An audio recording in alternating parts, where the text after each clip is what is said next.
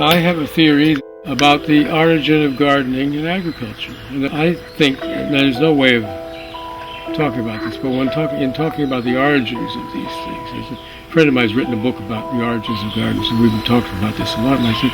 And he put my theory in his book. He said he thinks the whole thing comes from that. It's not agriculture. It's well before. Gardening is much older than agriculture. That's called the peach palm because of that's edible, and the Guarani Indians around there regard it as a great delicacy. They'll either cook it or eat it raw. But the trouble is, monkeys will come swinging through the thing and jump up onto the tree, up above the thorns, and then, having a very good time up there, eating it away and watching for blowpipes and everything, but and eating all the really good ones. And so they would only get them when they fell to the ground.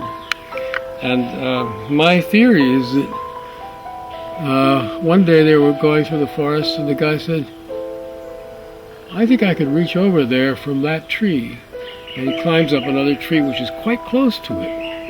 And he can reach over with a stick or something and pull off the seeds, and they drop, and then they all get the goody seeds. And they do that for a while, and then somebody said, wouldn't it be nice if there were trees like that growing next to all of the palm trees?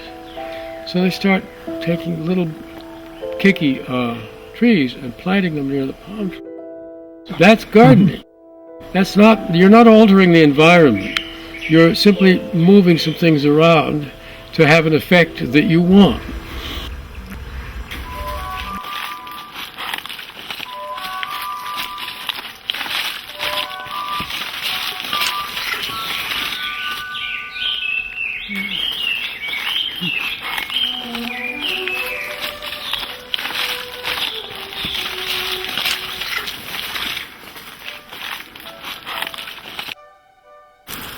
And I love this slope with its rocks going all the way up.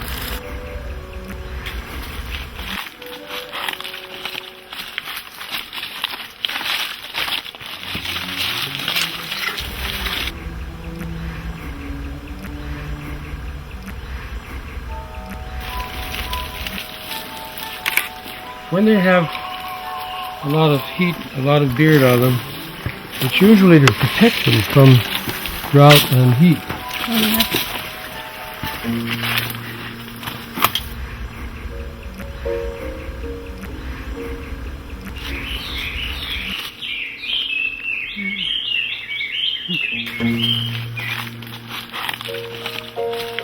There was a German botanist, very interesting man, who was here in the middle of the 19th century, and he traveled all around and the Pacific and collected things and brought them back and grew them in his garden. He'd been leased by Queen Emma. This I think it was only a couple of acres or something. And he built a house, a very pretty house. And the house is gone, but the garden is still there. And in the garden I saw these palms growing, and obviously he had planted them because they were old enough. These palms.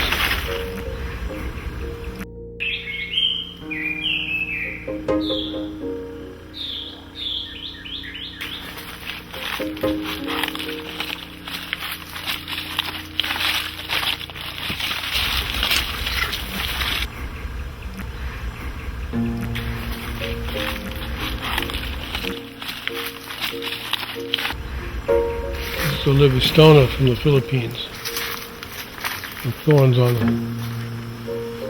Comes from the island of Luzon.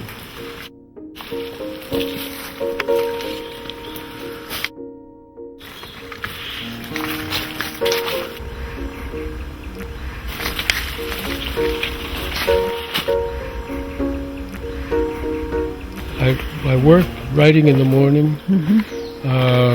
And we have a late lunch, and I have a little nap after lunch. And so it's just the end of the afternoon. I used to work here the whole weekend, 2 days, and then more time than that in the afternoon. And I keep dreaming that I'll get back to that.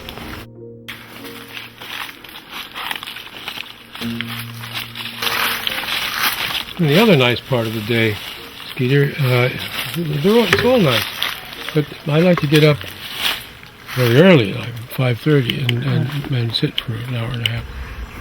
And sometimes there's a little dojo up there, which is just an amazing place to be. Yeah, You're just totally surrounded by these palms.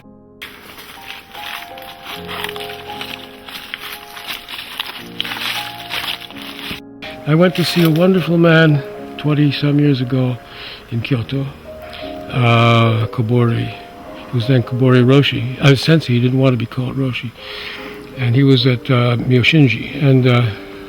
And I was staying in another monastery, and I went over to see him with introductions.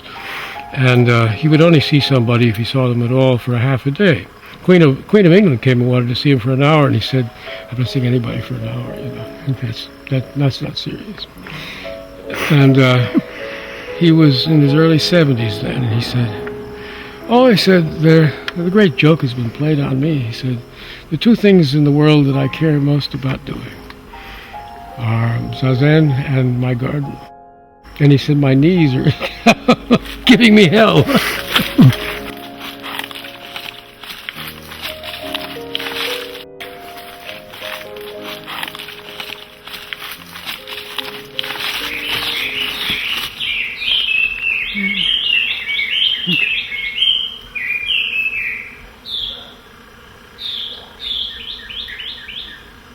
Omao.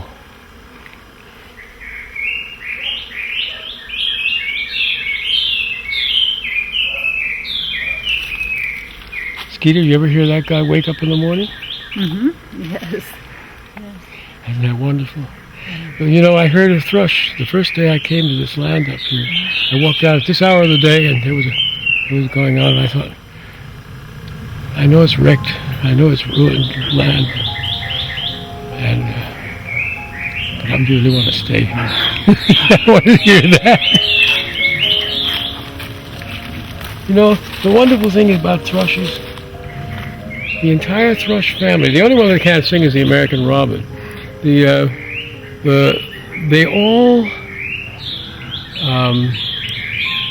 all incredible inventors. Each one is original, and they never repeat themselves. That guy hasn't repeated himself the moment he started, and he won't all evening. He comes out with a theme, and then he keeps varying it all evening. It'll be a different theme tomorrow night. You know? I just love it. There's joy. Why it's important to save this, and why it's important to do things like I said, you know, there should be paths maintained, but entirely footpaths. There should be no access to vehicular traffic, because the moment you have that, 18.5 acres becomes 2. It's reduced to nothing.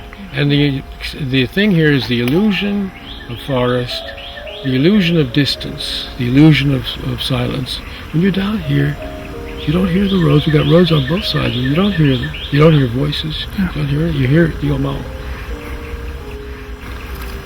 And, you know, I don't know whether it's possible to save this, but I just want to try.